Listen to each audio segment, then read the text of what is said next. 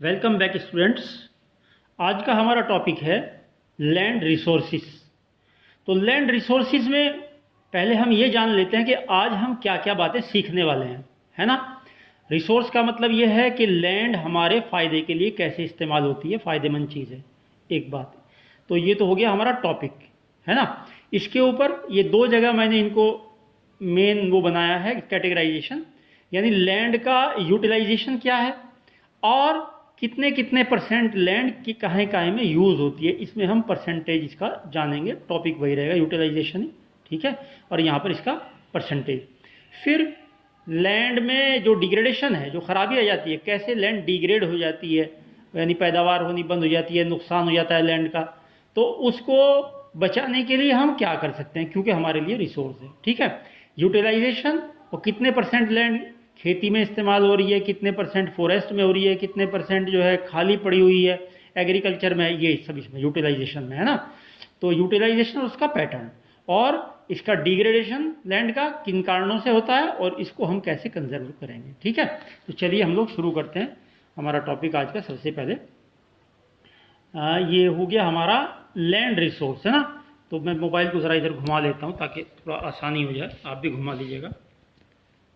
ये फिगर देखिए, बस इस फिगर से आपको समझ में आ जाएगा क्या कि ये अगर हमारी टोटल लैंड है ना, तो 43% हमारे प्लेन है, माउंटेन इस कलर में हो गया, 30% माउंटेन और 27% प्लेटोज है। यानी मेन बात क्या है, मेन बात यह है कि कहीं पर तो लैंड में प्लेन है जहाँ पर हम लोग खेती बाड़ी करते हैं, सड़कें बनाते हैं, जो भी कुछ काम हम लोग करते हैं, जैसे नॉर्दर्न प्लेन्स में हम लोग रहते हैं। कहीं कहीं पर माउंटेन्स हैं और कहीं पर प्लेटोज हैं, है ना।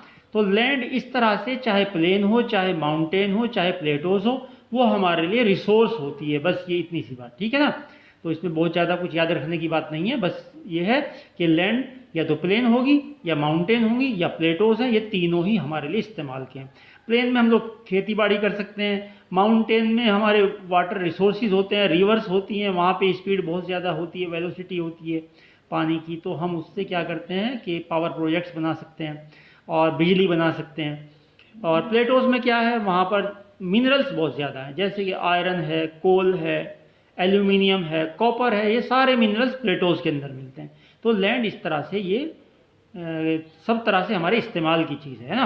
अब सेकंड जो मैंने बताया था रिसोर्सिस के बारे में, वो है इसका यूटिलाइजेशन, है ना।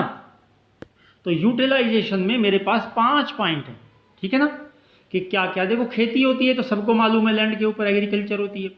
और क्या होता है, फॉरेस्ट, कहीं कहीं पर क्या होते हैं, जंगल होते हैं, यानी खेती नहीं हो रही है तो वहाँ पे फॉरेस्ट है। फिर जो खेती लायक नहीं है ना, वहाँ पर सपोज कीजिए कोई बैरन लैंड है। बैरन का मतलब खाली क्यों है, क्योंकि वो पैदावार नहीं देती है। बैरन कहते हैं कि that is not suitable for cultivation, तो वो बैरन कहलाती है, बंजर जमीन, ठीक है। और दूसरे, या उसके ऊपर कोई बिल्डिंग बनी हो, रोड बने हो या फैक्ट्रीज हो, तब भी वहाँ पर खेती नहीं होगी, ठीक है ना।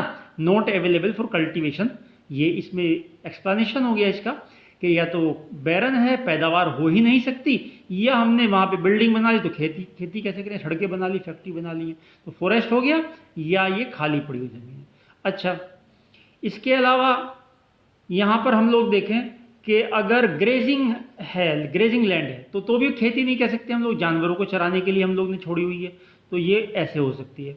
या फिर मिसलेनियस ट्रीज हैं, फॉरेस्ट मान लीजिए एक तरह का जंगल है, मिसलेनियस अलग अलग तरह के ट्रीज हैं वहाँ पर, है ना, तो ये भी ज़मीन हो सकती है। तो ये अदर अनकल्टिवेटेड में हो गया, यहाँ पे कल्टीवेशन तो नहीं हो रहा है ना, तो यहाँ पे मिसलेनियस ट्री हैं।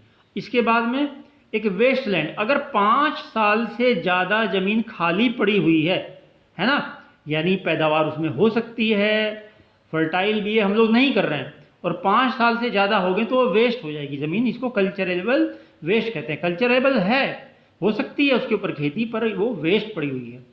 इसके अलावा फैलो लैंड, अब फैलो ये 2 तरह की है, फैलो, है ना। फैलो का मतलब खाली, जानबूझकर खाली। क्या है फैलो में, करंट फैलो, जो 1 साल के लिए हमने छोड़ दी है खाली, कि चलिए अभी हमने कोई फसल ली है तो न्यूट्रिशंस जो है ज़्यादा इस्तेमाल हो गए हैं उसके, तो ताकि वो दोबारा से धूप पानी हवा उसको लग करके ताकतवर बन जाए ज़मीन, है ना।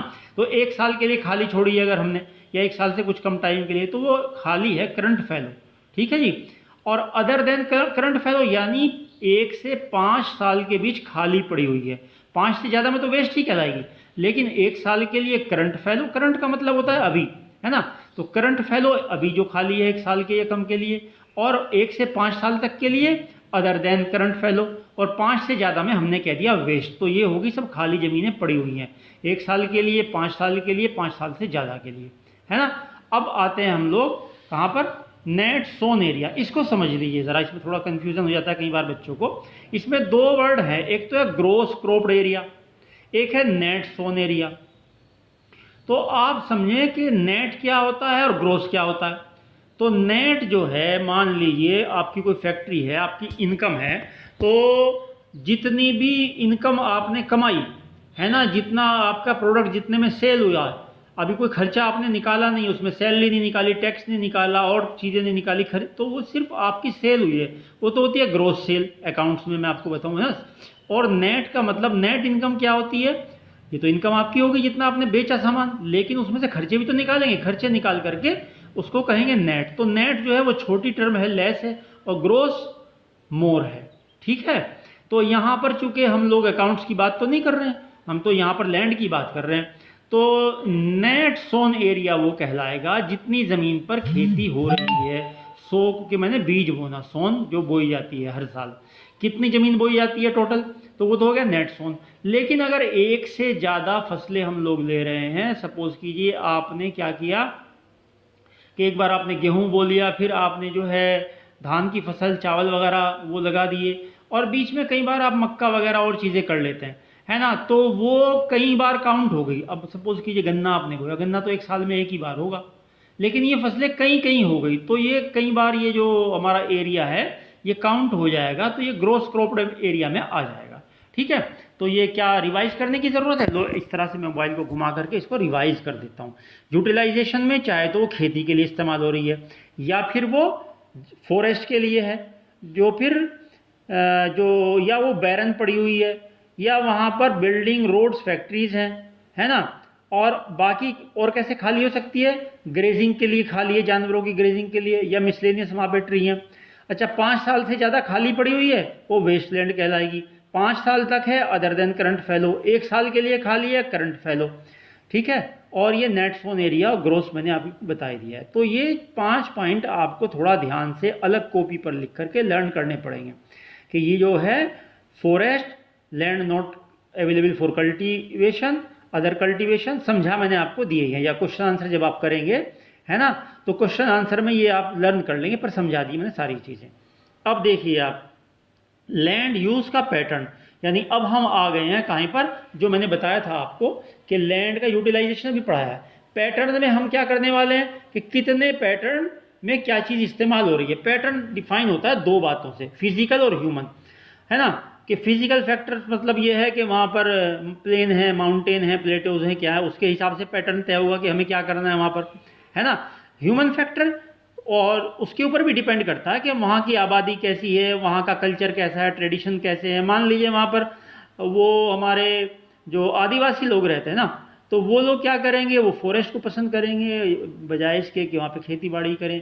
तो इस तरह से अब सिटीज़ में जो है वो उसको फैक्ट्रीज लगाएंगे, बिल्डिंग बनाएंगे, तो अलग अलग जो कल्चर है, ट्रेडिशन है, तो सब बातें, ह्यूमन फैक्टर भी डिपेंड करता है फिजिकल फैक्टर के अलावा। फिजिकल तो ये बताया था मैंने आपको कि प्लेन, माउंटेन, प्लेटोज, लेकिन ह्यूमन बींग्स पर भी डिपेंड करता है वो क्या चाहते हैं, ठीक है।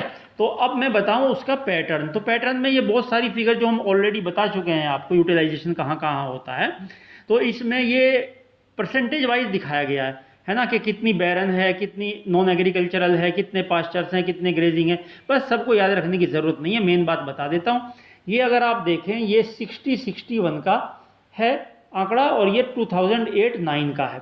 तो मेन याद रखने वाली बात इसमें यही है, मांग देता हूँ मोबाइल को, ज़रा बड़ी हो रही है फिगर, कि ये पहले था 18%, और फिर ये हो गया 2008-9 में 22%, यानी अभी भी 33% जो एक्सेप्टेबल है, जो होना चाहिए, जिसको कहते हैं इंटरनेशनल लेवल पर कि at least 33% area should be for the forest. तो जंगलों के लिए अभी भी कम है, 10% के करीब अभी और कम है, बस इसमें ये इतनी ही सी बात है। ठीक है। अब हम इसका डिग्रेडेशन और कंजर्वेशन, दो चीज़ें रह गई हैं।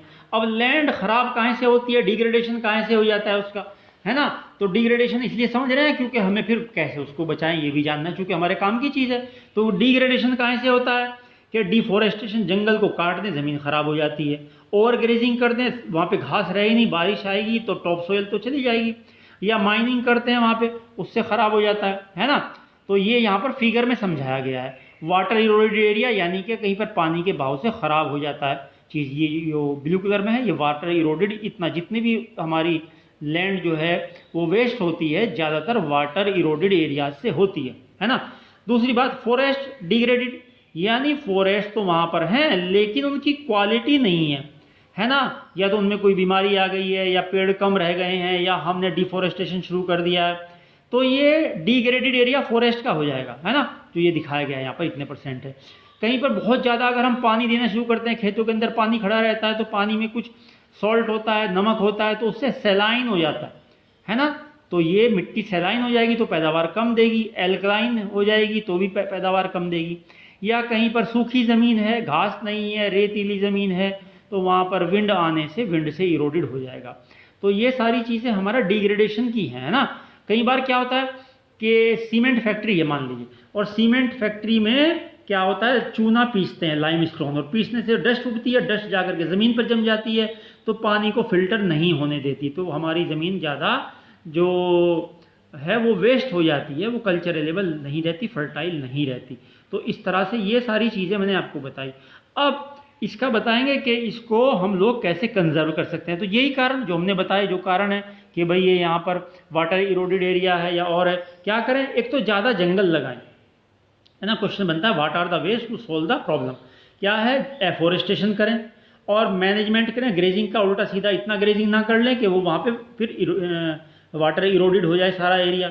इसके अलावा जहाँ पर सैंड ड्यून्स हैं वहाँ पे हवा से जो है वो इरोजन हो जाता है, उसको रोकने के लिए अगर वहाँ पे खेती बाड़ी नहीं होती, थोड़ी बुश्ती लगा दे, कांटे तो पैदा हो जाएंगे ना वहाँ पर। उसमें जो आपका राजस्थान जैसे है ना, तो वहाँ पर रेत है, तो रेत में कांटेदार झाड़ियाँ हो सकती हैं, तो जड़ें चूँकि उसको रेत को पकड़ लेंगी तो वहाँ से उसका डिग्रेडेशन नहीं होगा। फिर जो वेस्ट लैंड जितनी हमने आपको बताई है, कितने तरह की वेस्ट लैंड होती है ना, 5 साल वाली और 1 से 5 साल वाली, उससे ज़्यादा वाली फैलो लैंड है, उन सब का भी मैनेजमेंट करें, माइनिंग एक्टिविटीज़ को कंट्रोल करें, और जितना भी इंडस्ट्रीज़ का इफ्लुएंस है उसको कंट्रोल करें। ठीक है। तो आज का टॉपिक हमारा यहीं पर पूरा होता है कि इसमें मैंने आपको फिर से बता दूं क्या क्या चीज़ें हमने जानी, कि लैंड हमारे लिए रिसोर्स होती है, क्योंकि लैंड जो है वो प्लेटोज और प्लेन और माउंटेन्स ये सब तरह से हमारे यूज़ में आती है। उसका यूटिलाइजेशन कैसे करते हैं, उसका पैटर्न में मैंने बताया कि कितने कितने जगह पर क्या चीज़ होती है, उसका डिग्रेडेशन और conservation. Okay, thank you, have a nice day.